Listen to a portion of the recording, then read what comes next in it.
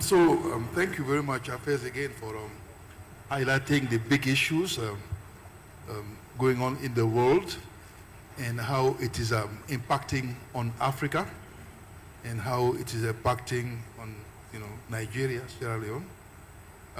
With these issues, we wanted to have a conversation with His Excellency and also with the governors and the audience by asking a few questions and get your reflection on that based on Dr. Ghanem's presentation. Your Excellency, how do you see the changing geopolitical situation and its possible impact on our countries? Thank you very much, and one to you, DG, and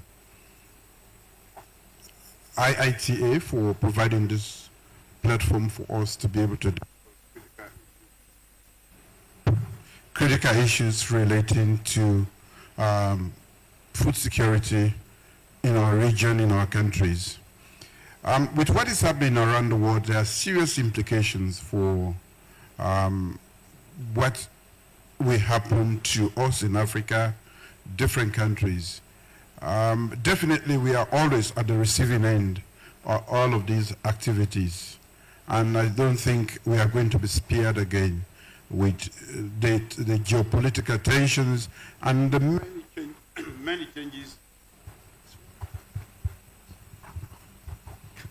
changes that are taking place around the world.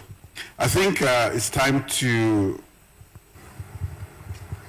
tighten our belt, sit up, because definitely the ramifications are going to come down to us in terms of how we manage development, which should be our preoccupation.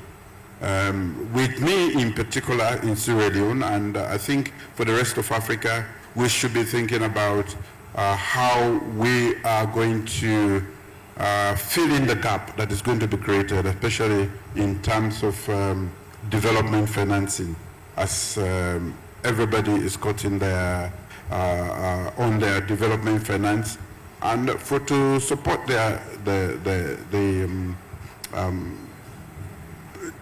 own priorities, which is really about protection of their territories, interests, and where they want to be in the world. Thank you very much, Excellency. That's very, you're fully right on that one. I have a second question, if you permit me. Regionalization is one response to deglobalization and rising international tensions. How do you see the AFCFTA evolving? I should also mention that African leaders signed onto the AFCFTA, but progress has been slow. What will it take to make regional trade a reality? I think Africa has to rise up to the occasion and do so with a strong sense of urgency. We've been talking about, first let's come to the sub-regional, which is ECOWAS. We've been talking about integration for the last, I don't know how many years, over 30 years, and we are yet to achieve that.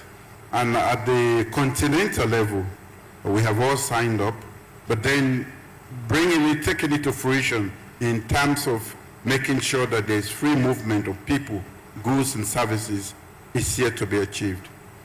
There has to be the political will, which I don't think is forthcoming because of us at this level jealously guarding our sovereignty to the extent that it is affecting our development, because individually our countries make up a very small market, and for us to be able to take things to scale, we should be able to come together concertedly and do certain things. Certain infrastructure, especially for agriculture, has to be at the regional level. And we know that Africa spends about 50 billion importing food from out of the continent, and we really have no business doing that. $50 billion every year, annually, means that if we are investing even half of that on food security on the continent, we'll be far gone in a very short time. But malnutrition is still present here. Food insecurity is all around us, and unemployment, and many of the challenges, economic challenges that we have. I talk about agriculture and try to do things in that space because I think it has a multiple effect on our country. It's not only about food security, it's not only about malnutrition, but also about the economy, which is very, very important for us all. So the agricultural transformation that we want to embark on, and when I talk about also agricultural transformation, it should be food sovereignty. And that food sovereignty is not limited to the national borders that we have. I want to be able to import from Nigeria or Ghana or Guinea, my closest, instead of having to import from around the world. When we had a problem in Ukraine, we all sat grumbling as if Ukraine was the breadbasket. Indeed it was, but we have seen what other countries have done in Africa. For instance, Ethiopia was a net importer of most of the food products. I mean, we could adequately describe it as a hungry nation 15, 20 years ago. Today they are exporting. In fact, they started their wheat program less than 10 years ago, and now they are net exporters of wheat. It means when policy and action comes together in Africa, added to political will, we really have no business wasting $50 billion every year to import things that can be grown in Africa. And if we add industrialization, the value chain to that, we should be trading within our countries. So I decided to come here really, one, to show the importance of this institute as one of the strategic partners for any nation that is serious on agriculture. And I could have sent my Minister of Agriculture or Finance to come, but I think that because of the primacy of the role that you play to inform smart decisions as far as agricultural transformation is concerned, I decided to come myself and not to depend or rely on reports. And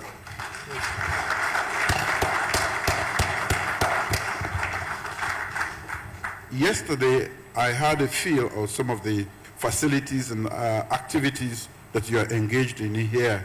And I think that if we all use the opportunities, the innovation, the technologies, and also the research that is being done here, it will help us a great deal. And we should not be a hungry continent. We should not be using $50 billion. If we are investing that every year in Africa, we'll be a different continent in a very short time.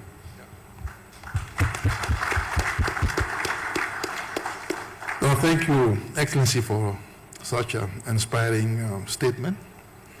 Building on what you just said, I mean, we have no business really importing or spending $50 billion to import food that we can produce here. And I agree with you. Imagine what this $50 billion can do in terms of technology, education, and health, you know, and we are exporting the money outside the continent. So, having said that, and given what you just said, Your Excellency, many of us have been arguing for increased Pan-African action on food security, to increase African funding for agriculture, for irrigation, to encourage greater African fertilizer production. Do you think that there is a political appetite for greater African joint action on agriculture and food security issues?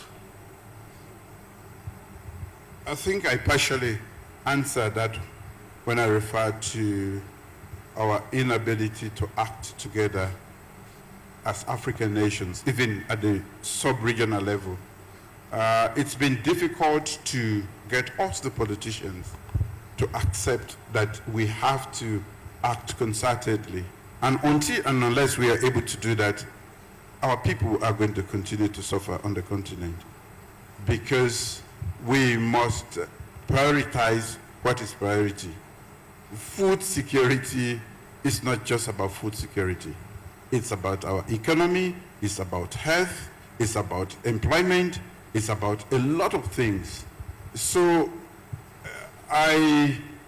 with the exception of a few countries like what has been done in Ethiopia, Rwanda, Tanzania, that have done a great deal as far as agriculture or food security is concerned, it's been difficult to get us at the highest levels to take agriculture seriously because of the many advantages it brings to us. So the sort of infrastructure, let's talk about fertilizer facility. Because of the size of our countries, individual countries, we need to have regional cooperation, which Hafez referred to be able to act together, to have a facility, let's say for West Africa or for even the Mano River basin. But this is quite difficult to come by because different countries have different priorities. I think as a continent, like Hafez said again, we had committed to agriculture. On paper, the 10% that we had accepted as the level of a national budget to support agriculture, I don't know how many countries, I don't have the statistics, but in our instance, in fact, I have had to, just in a year, move it from 2% to 7%. That's good. And that is a commitment. The investment needed to support agriculture is quite huge. But that doesn't mean that we should avoid it. Food security, for me, is existential.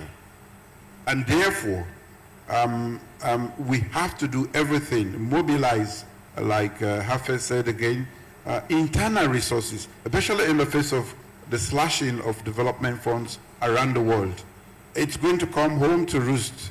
So we should be ready for it by mobilizing our own domestic revenue and also working with the private sector, doing those things that can make it easier, doing the heavy lifting as far as agriculture is concerned, so that it becomes easier, basically helping or attracting the private sector to come in. But it's easier to say, but having started my journey towards agricultural revolution or transformation in Sierra Leone, it's quite huge, because to successfully embark on this journey, you need what is required as the highway to these areas. Our rural areas are involved in agriculture.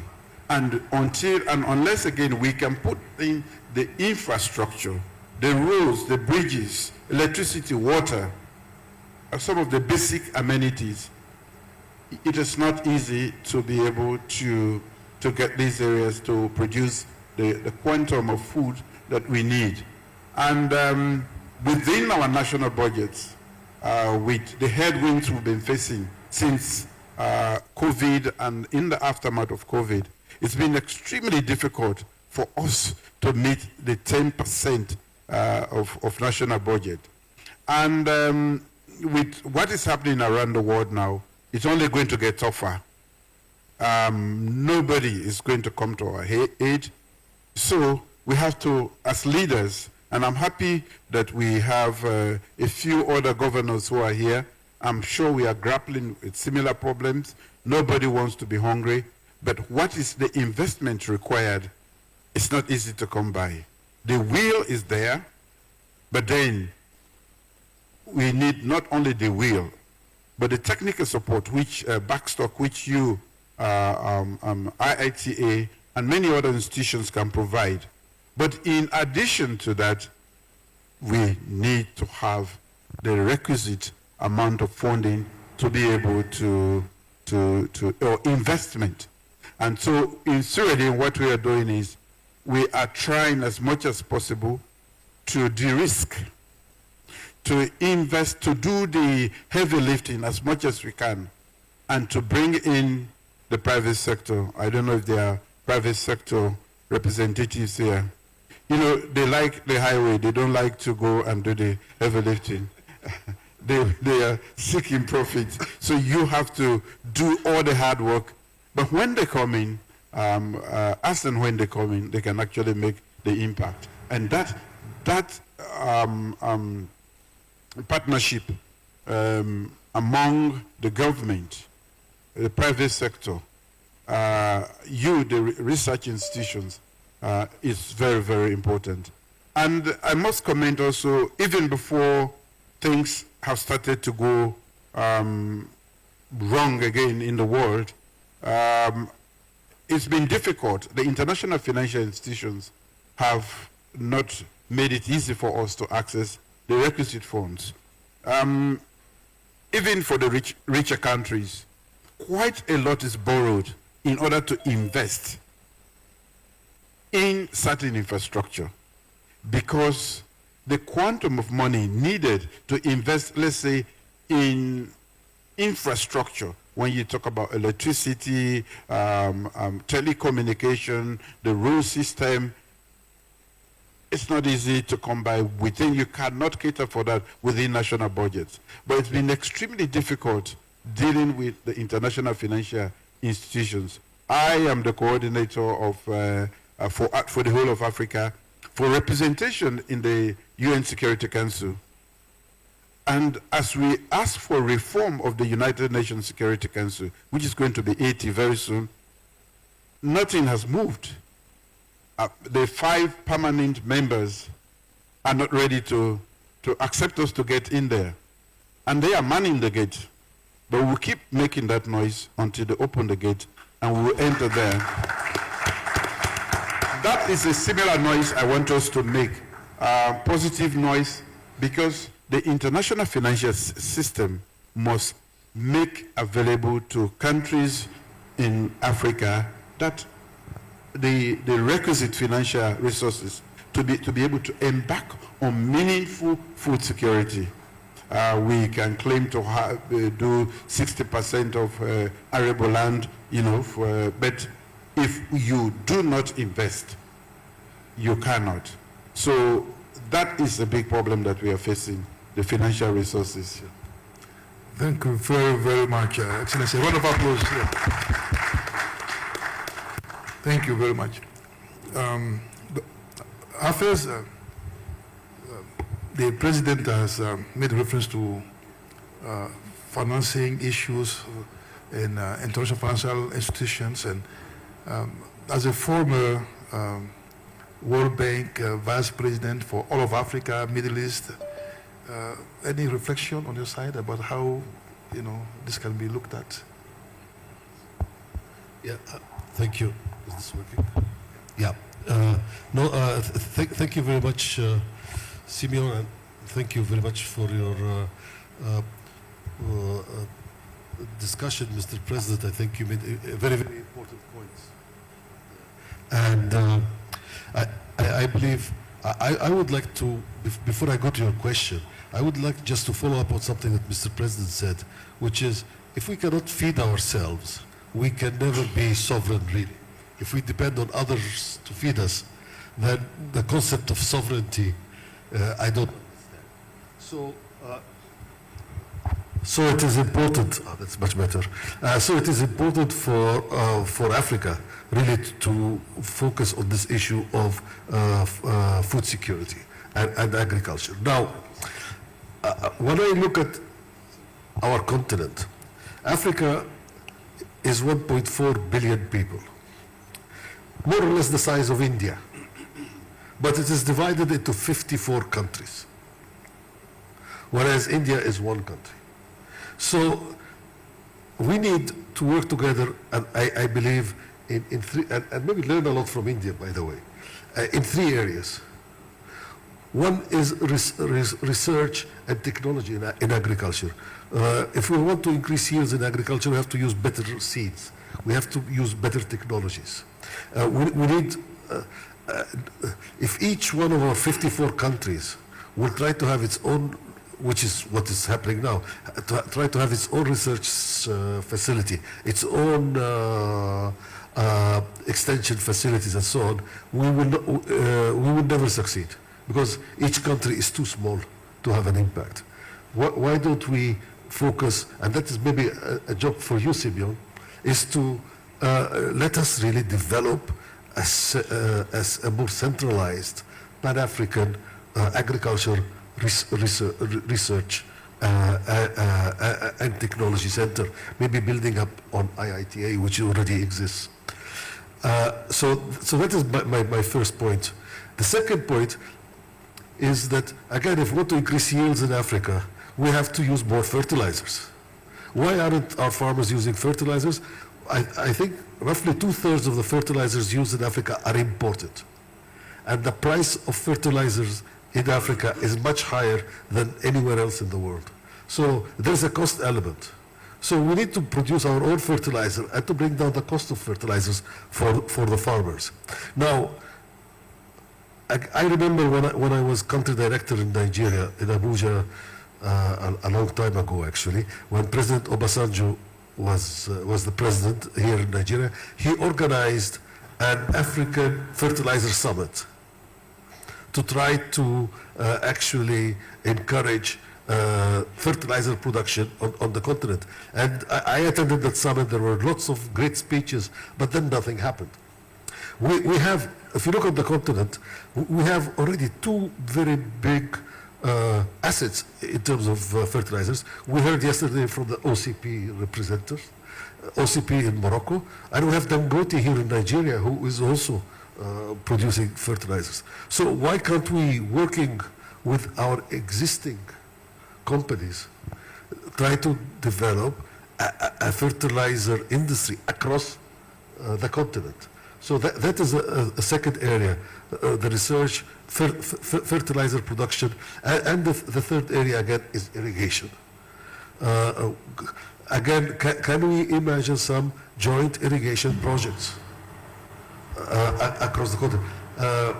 So there have been always discussions of building dams and irrigations. I remember for the last 20 years or so, there have been discussions about the Inga 2 dam in DRC, and it has not moved. So there, and those are big projects that will have impacts across several countries. So again, I believe that there are practical things that each country on its own will not succeed in doing it alone. But if we do it together as 54 countries, 1.4 billion people, it can be done. So now on your question on the reforms, and I will go back to what Mr. President said about the Security Council. It is the same thing in the global financial institutions. Exactly the same thing, Mr. President. There has been this discussion. The Secretary General of the United Nations organized the Summit for the Future last year, and they had a very nice discussion about giving more voice to developing countries in the World Bank and the IMF and so on. But again, it is like the Security Council. It's a zero-sum game. If you give more voice to somebody, it means that somebody else will lose some of their voice. And those who are there are blocking the gates, as you very aptly said. So I think that this is, but we need to continue to push for the reforms of those institutions. Those are important institutions that are contributing importantly to our development. We need to have more voice in those institutions. And I think by giving developing countries, especially Africa, more voice, the credibility of the institutions will be enhanced. So thank you. Thank you. Thank you very much, Hafez. A round of applause for him, also to the President. Yeah. Before we conclude, I'd love to invite one or two questions from the audience, and high-level questions. Please raise your hand, and I will direct them to our speakers. Question. Yeah, Excellency, Thank you, sir.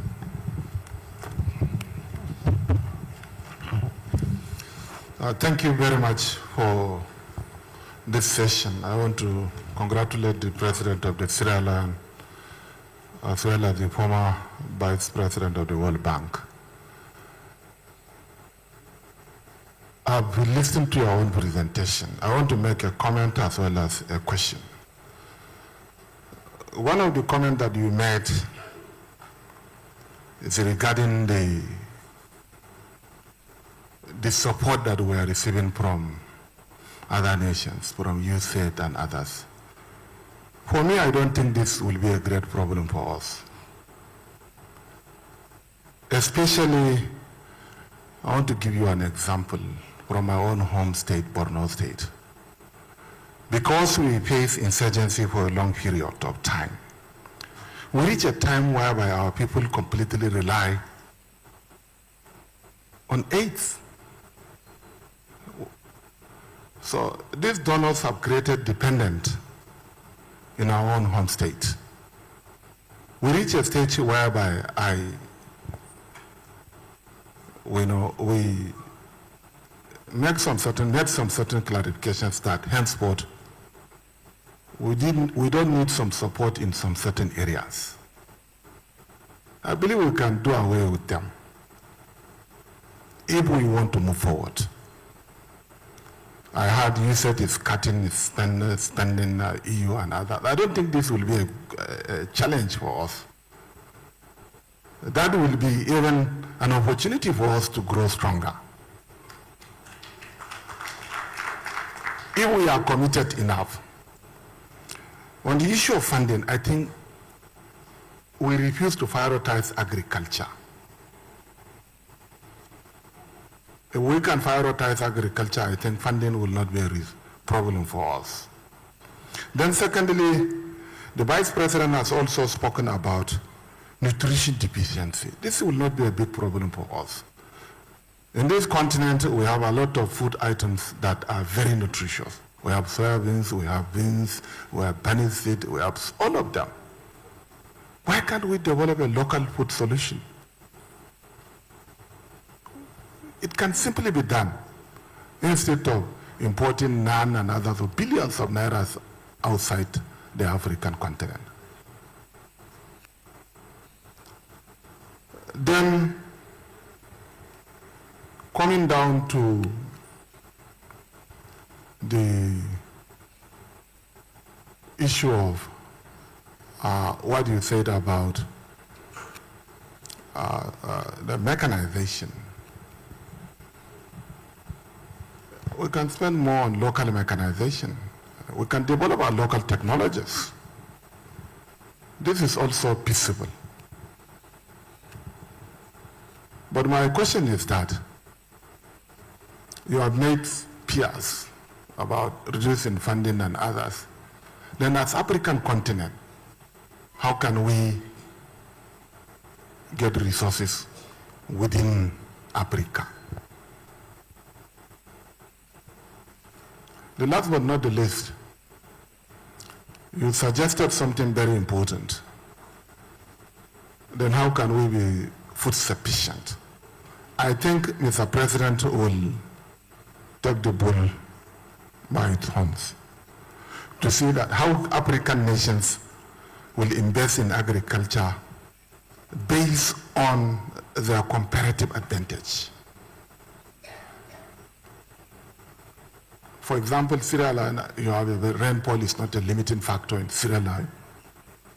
You can invest hugely, heavily in rice farming so that other African continents can procure rice from Sierra Leone.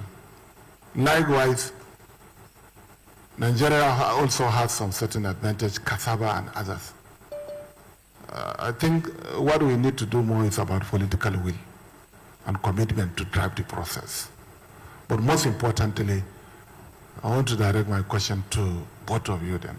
You are speaking about resources. How can we galvanize resources within Africa in order to leapfrog agriculture from where we are to a higher pedestal? Thank you very much.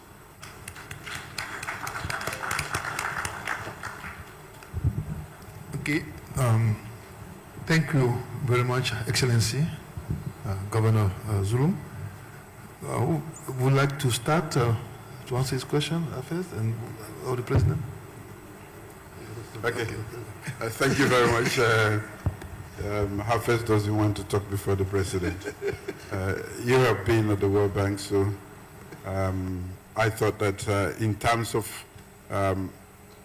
investment or resources needed to really embark on meaningful food security programs in our different, in all of Africa, is needed. How do we get that? I think this is where we have to think out of the box. There is no ready-made solution.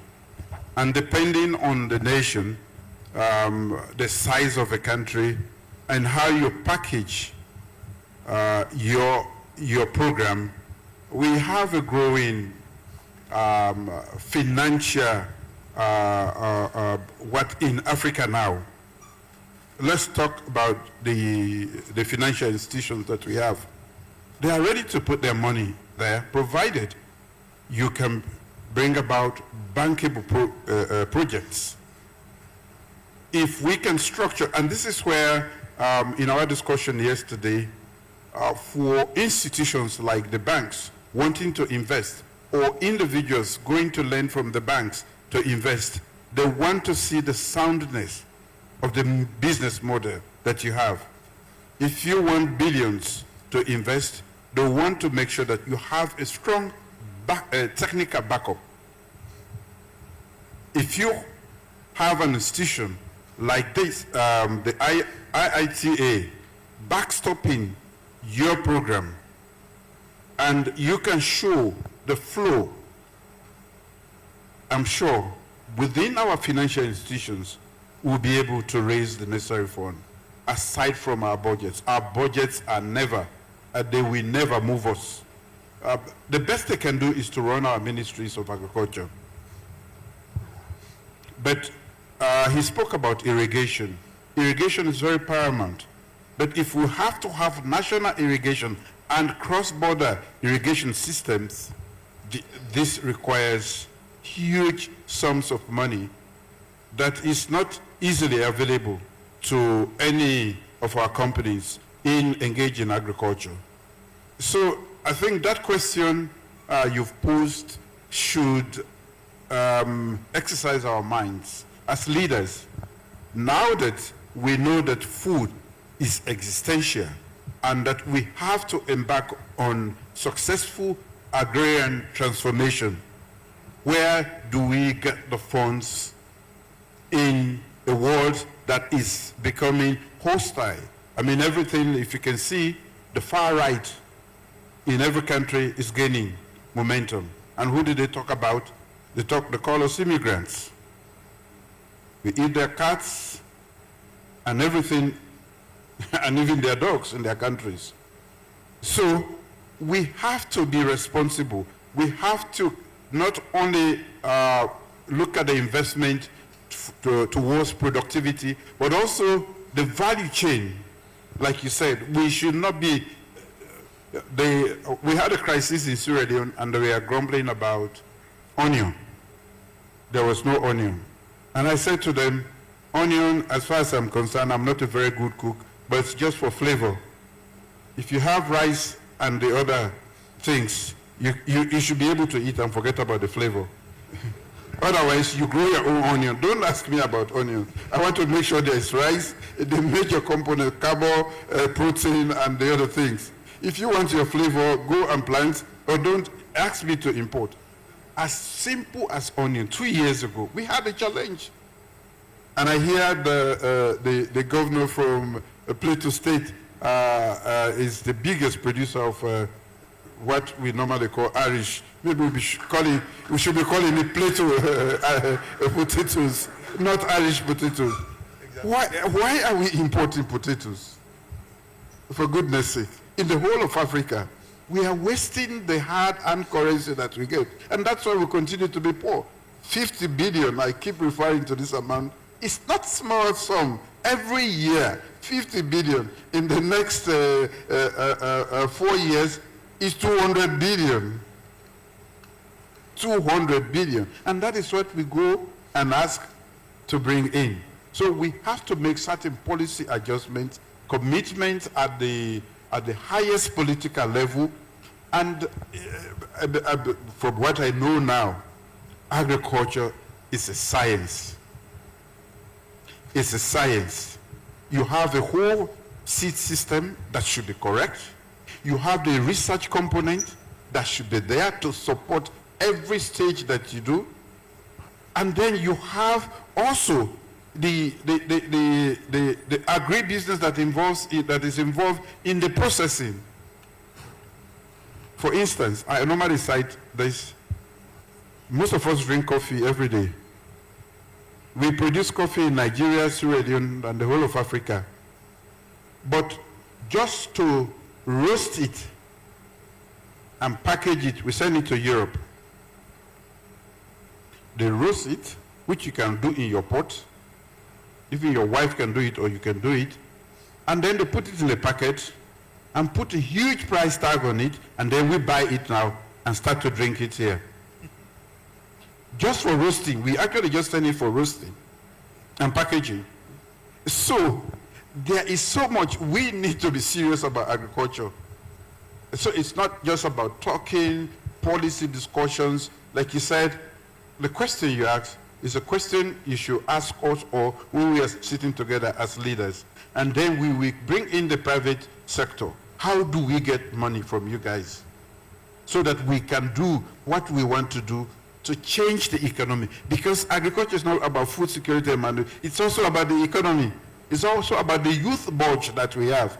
How do we employ our people and stop them from going to across the Mediterranean and our youths dying? It is about all of these, and no country, very few country, Hafez, I think you can correct me when you intervene, has succeeded. Even those that are at the industrial or want to go now to the moon and thinking about AI have succeeded without a strong agricultural transformation. None, very few, I must say very few countries. So it means it is an inevitable pathway to development. Agriculture transformation is an inevitable pathway to sustainable development. We can't avoid it. So we must do it. And when you have to do it, that's why I say it's existential. The United States, the United Kingdom, they have 200-300 years ago done it. That's why even with all the challenges, except I see in America they said there was shortage of eggs. We can supply if we are producing enough eggs. Yes, there's shortage of eggs now. So we could be making money instead of, in Sierra Leone, for instance, the other time they import chicken, they import eggs. I say eggs, import them here. We have to stop that.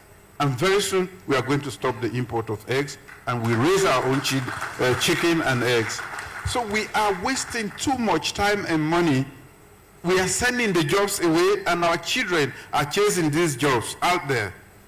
When you just take raw material and send it, you are actually sending all the value, all the work, and everything to those countries. And then our children go chasing those, and they die in the process. That is an indictment, and that question we should answer together. I will call you to Sierra Leone.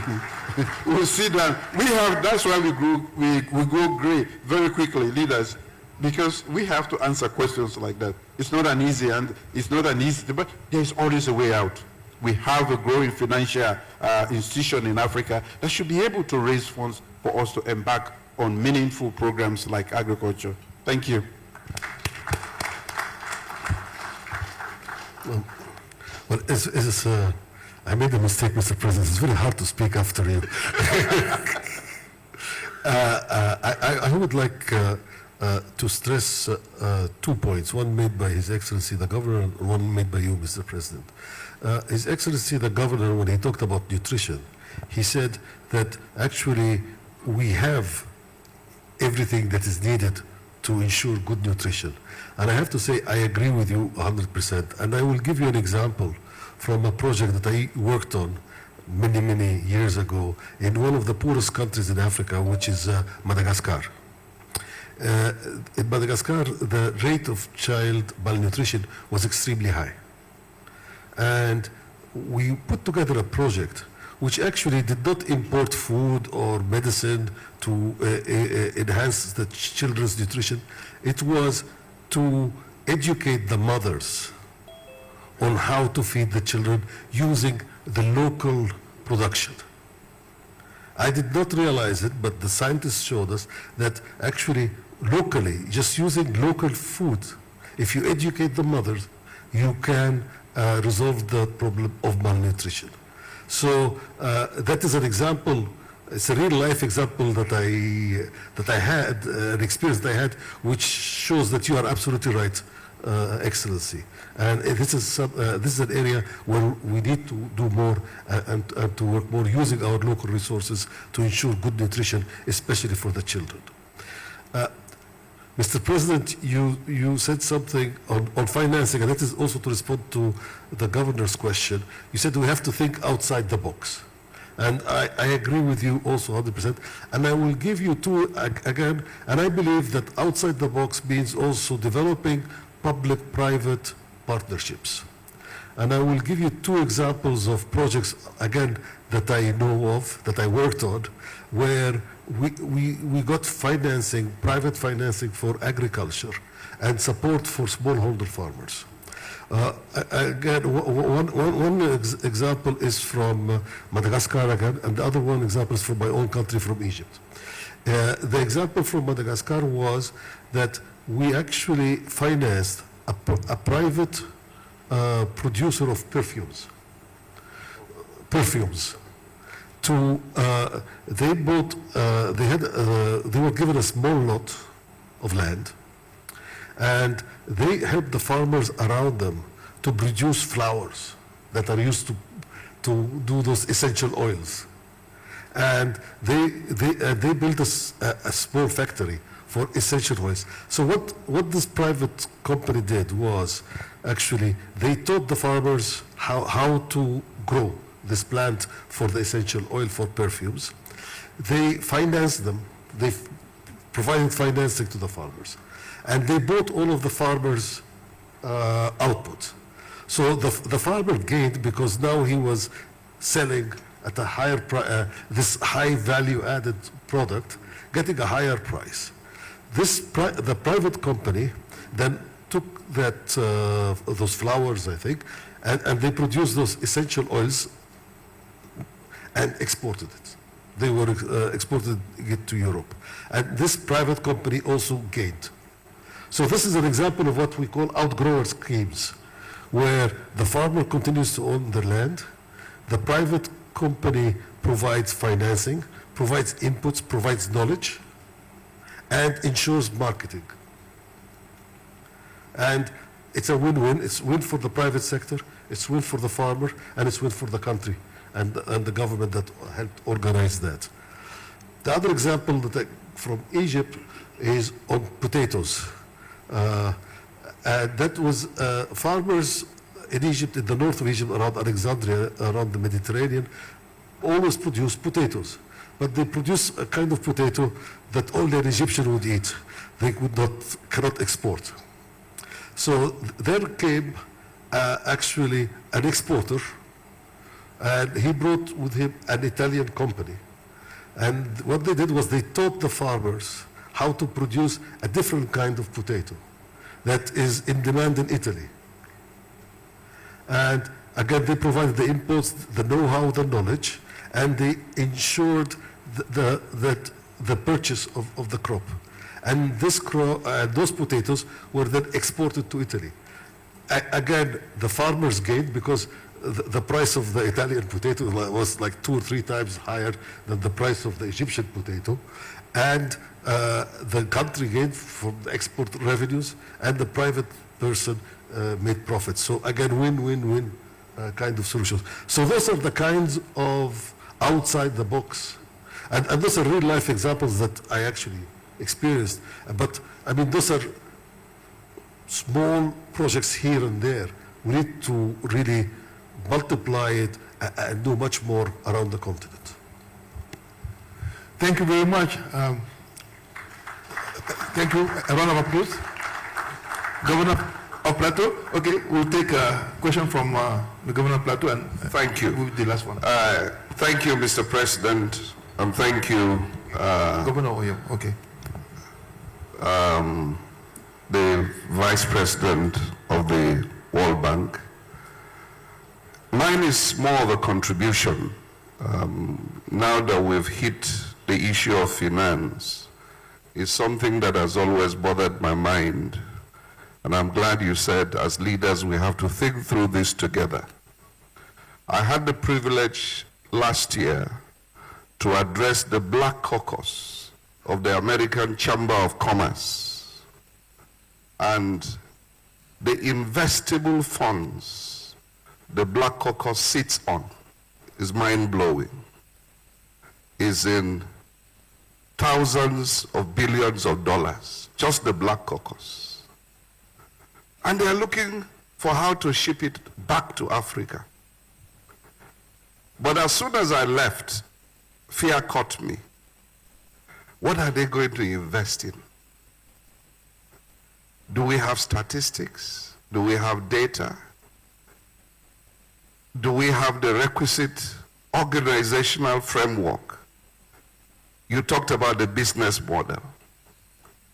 And we've been talking about food and the potentials in Africa. And I think for too long we've remained at the level of potential. We need to bring in science, we need to bring in business, we need to bring in organization, management into agriculture if we're going to attract the finance that is available there. I do not think that finance is lacking, particularly if we also join in the diaspora community. These are areas I think we need to explore in a more logical fashion. The money is sometimes like a prostitute. It goes where there is a customer.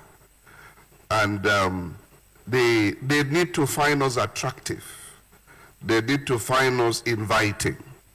If not, the funds would simply not come.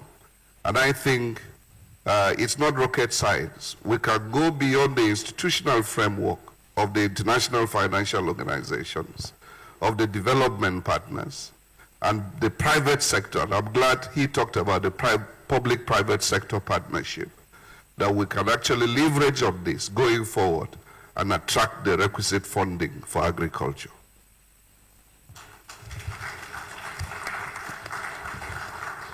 Thank you very much, Excellency. Maybe I would like to take the last question.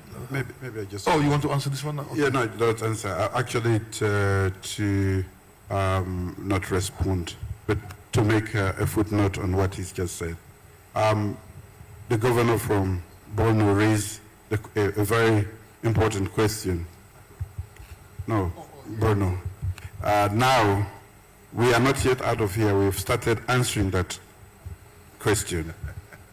There are resources, but access to those resources. What is required to access those resources? So we are beginning to answer your question. So we have a pending meeting. There should be a meeting so that we can, then it is important to answer that question. He's answered a bit of it If we bring in the private sector, who will tell us how to unlock that potential, and bring in the researchers, once those guys know that we have a strong business model and that we have research providing the data that this is profitable. Africa is going to need so much rice, cassava. China is going to require how many billions tons of cassava, and it is worth this. And Nigeria, West Africa can produce this. They will put their money in there. So that is why, for the most part, we engage. We are in silos in Africa. We created those silos, and we are not talking across. And because we are in those silos, some of the simple questions that are actually needed to be answered to unlock our potential, we have not. I know about what you're talking about the Black Caucus and what is available to them. You know that I have spoken to them, but I did not get to the point where I will know exactly, because it was not much about investment. So this is where the need is for us to meet the private sector, who will tell us how you can frame or structure the sort of framework that is inviting to them. And our researchers can provide enough data.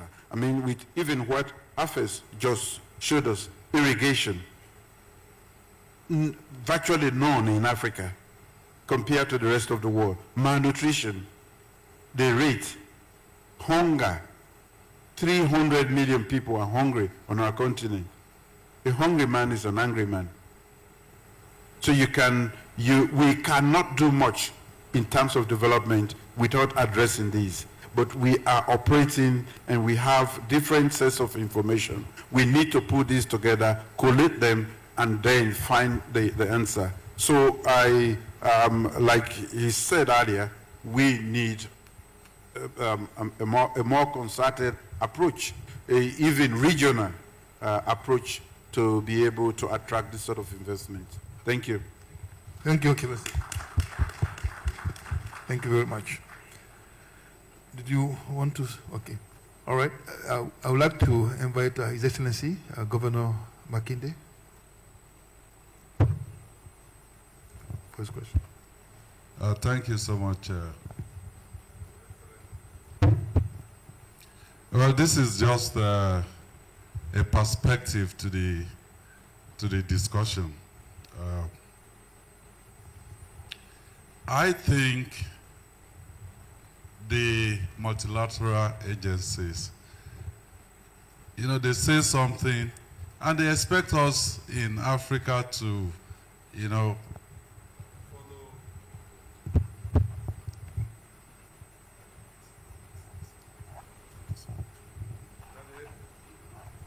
Take this one.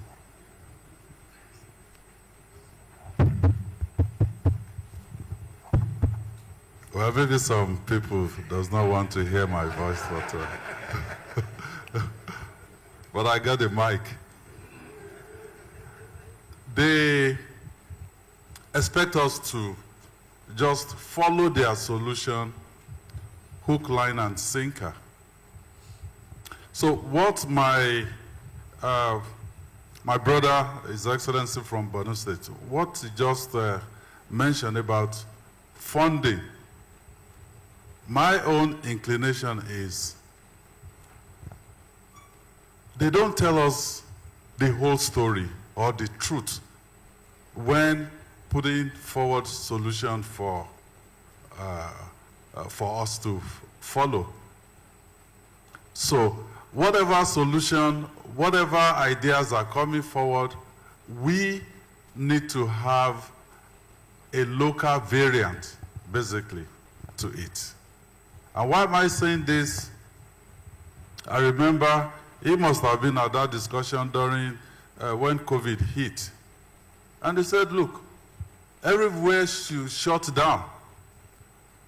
We had that discussion at the National Economic Council meeting, and I told the Vice President, who was the chairman of the council then, that, look, in Oyo State, I cannot shut down because of COVID, simply because there are people here that if they don't go out today, they won't have food to eat tomorrow.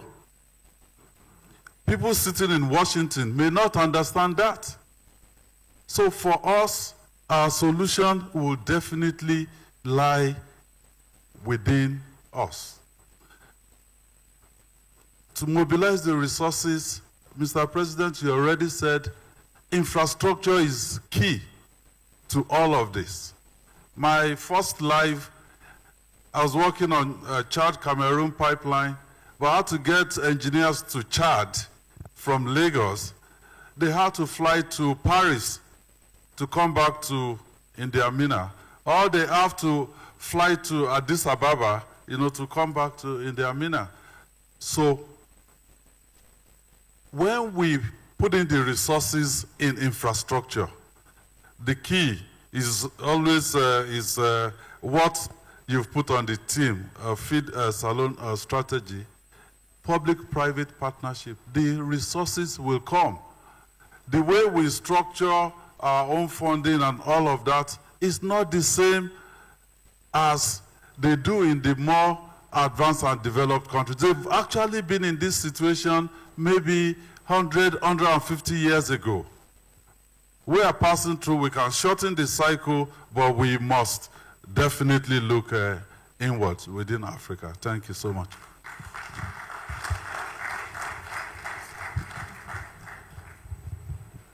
Thank you very much, Your Excellency, Governor Makinde. Is there, I'm not sure if there's a hand I can see. We have had a long session, and so I wanted to. Don't worry, I'm just going to be very laconic. Just okay, introduce yourself, please, because I can't see you very well. Okay. Maybe I'll just.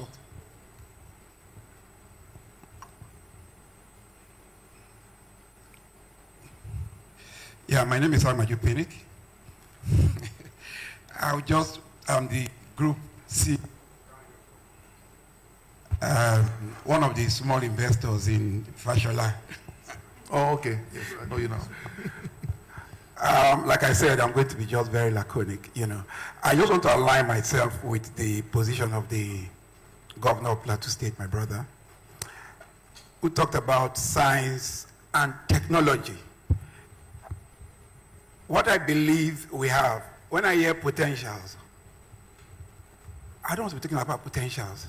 We have everything in terms of our ability, in terms of aquatic potential, everything.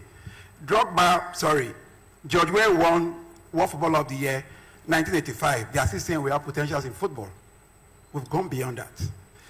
What we should be thinking of doing is being intentional, like what Oyo State is doing.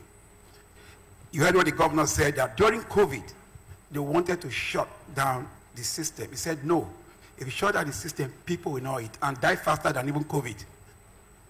So my own argument here is that we should be readily intentional about what we are doing. I give you an example.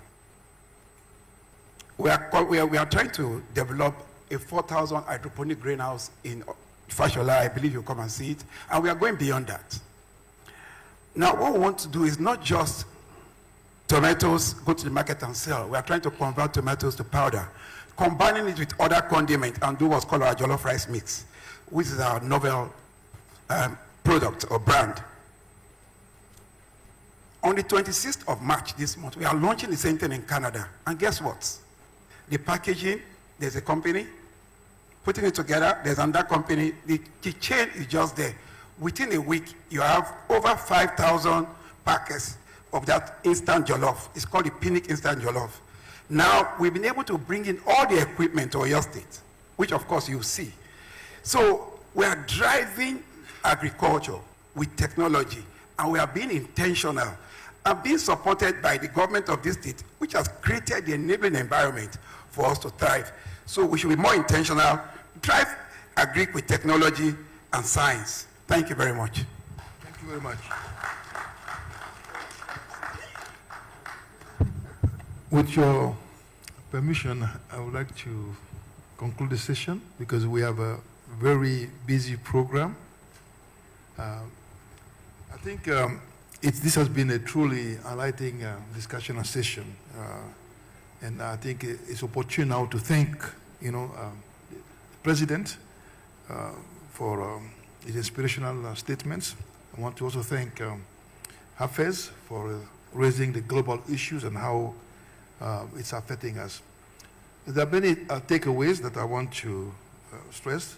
First of all, the one thing is that Africa is importing food in the amount of $50 billion a year, annually. This is unacceptable. Imagine what this $50 billion can do in education, in supporting health, even in importing technologies, and so on. And unfortunately, those resources are going out, and then our people are actually chase those some dollars outside in other countries, beyond the Mediterranean. So we need to be able to see how those $50 billion can actually be used to rather take advantage of a big market. When I was doing a bit of research, it's been told that our market for food is about $1 trillion by 2030, $1 trillion. So how can we prepare the farmers, the African farmers, so that they can take advantage of this $1 trillion by 2030, instead of spending $200 billion between now and then? And if we turn the $200 billion between now and 2030 into agriculture investment, into supporting private sector, supporting the smaller farmers, these farmers can actually reap the benefit of $1 trillion. This is for Africa. So the challenge is upon us. The question is how to raise those resources. It's a big question. The world is changing. Now we are seeing regionalism. We are seeing inward. People are looking inward. So as Governor Zulum said, it's a wake-up call for us also. How can we take advantage of that? It's an opportunity. But how do we now take really advantage of the support? How do we make it real so that we are not at the receiving end, but we are proactive to be able to take advantage? So the issue of financing is quite important. Some solutions were proposed here. We need to think out of the box. The private sector has been mentioned. This is really a sector where resources can be raised significantly if they see profitability, and this can be done. This requires also governments to invest to de-risk and attract the private sector so that they can come in. As the President said, the private sector, they need the highways. They want to be able to invest in circumstances where they can make money. And that's where the public-private partnership becomes quite important. So the government to de-risk, and the private sector can come in various ways through outgrowth schemes, as an example, and also reach out to diaspora, as the Governor Plateau has said. How can we bring in resources from outside into Africa to help? There was also a conversation really about the role of science and technology, and this is important. Without science, nothing can happen. I was invited 10 days ago to give a statement to the cabinet in Côte d'Ivoire about how we can increase our creativity and improve value addition. And I began my statement with three statements. I said there are three things. First of all, invest in science is critically important. There's no country in the world that focuses on agricultural transformation that does not use science. It's impossible. I gave the example of Brazil with Embrapa.